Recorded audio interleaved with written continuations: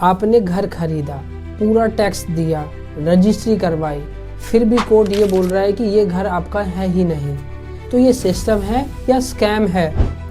India में middle class आदमी के लिए घर एक सिर्फ प्रॉपर्टी नहीं होती, वो उसकी पूरे जीवन की जमा पूंजी होती है।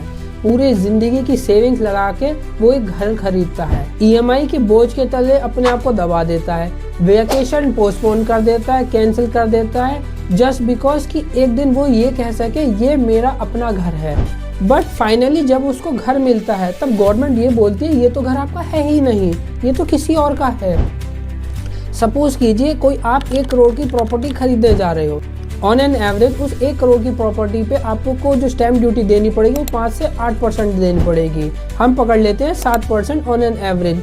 7 लाख रुपीज आपने सिर्फ स्टैम्प ड्यूटी दे दी, 1% रजिस्ट्रेशन चार्जेस 1 लाख रुपए, 1 लाख रुपए लीगल फीस, तो कुल मिला के 8 से 9 लाख रुपए आप दे देते हो सिर्फ पेपर वर्क के लिए।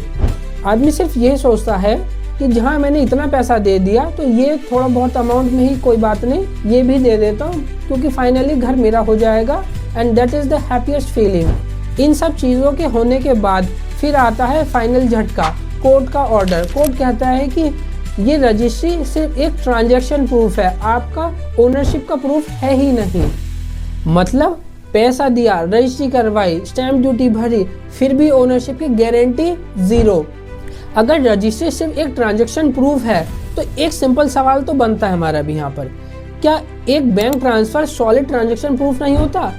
ट्रांजैक्शन का प्रूफ तो एक बैंक ट्रांसफर भी होता है, जहां आपने सेलर के अकाउंट में पूरा फंड डाल दिया, आपके पास बैंक स्टेटमेंट अवेलेबल होती है, एग्रीमेंट साइंड होता है, ईमेल पे कंफर्मेशन होती है और डिक्लेरेशन साइन होता है कौन सा फ्लैट, कौन सा प्लॉट और कौन सी लैंड आप खरीद रहे हो। तो ये भी हुआ ना एक सॉलिड प्रूफ ऑफ ट्रांजैक्शन।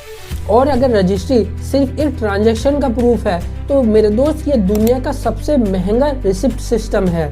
तो ये 7 लाख क्यों ये स्टैम्प ड्यूटी, क्यों ये कॉम्प्लेक्स प्रोसेस है जब कोई ओनरशिप की गारंटी ले ही नहीं रहा?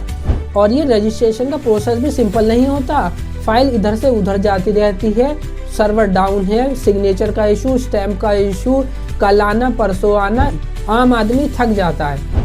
सिस्टम की एक कड़वी सच्चाई जो आपको भी पता होगी, अगर आप सारे रूल्स को फॉलो करते हुए चले, सब कुछ फॉलो करें तो आपका काम महीनों तक टलने वाला है। और वहीं आप थोड़ी सी अगर ब्राइट दे दें तो वही काम मक्खन की तरह स्मूथ हो जाएगा, सारे प्रोसेस फॉलो हो जाएंगे, सब अर्जेंसी समझने लग जाएंगे और कुछ भी मिसमैच नहीं होने वाला, और रजिस्ट्री विदिन 1 डे में कंप्लीट होके आपके हाथ में हो जाएगी। वहां पर आपको रजिस्ट्री के पेपर्स भी डिले नहीं होंगे।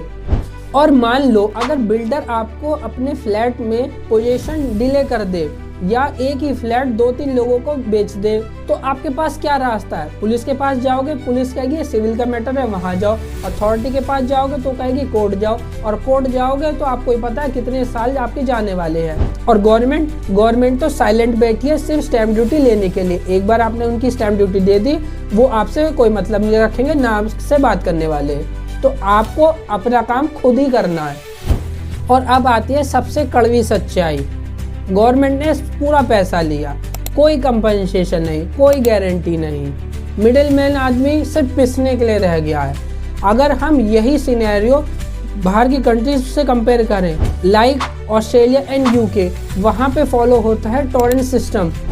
वहाँ पर गवर्नमेंट लैंड टाइटल की गारंटी लेती है, रजिस्ट्री होने के बाद ओनरशिप फाइनल, और अगर रिकॉर्ड गलत निकलता है तो गवर्नमेंट कंपनसेशन भी देती है। वहाँ पर टैक्स के साथ साथ ट्रस्ट भी मिलता है।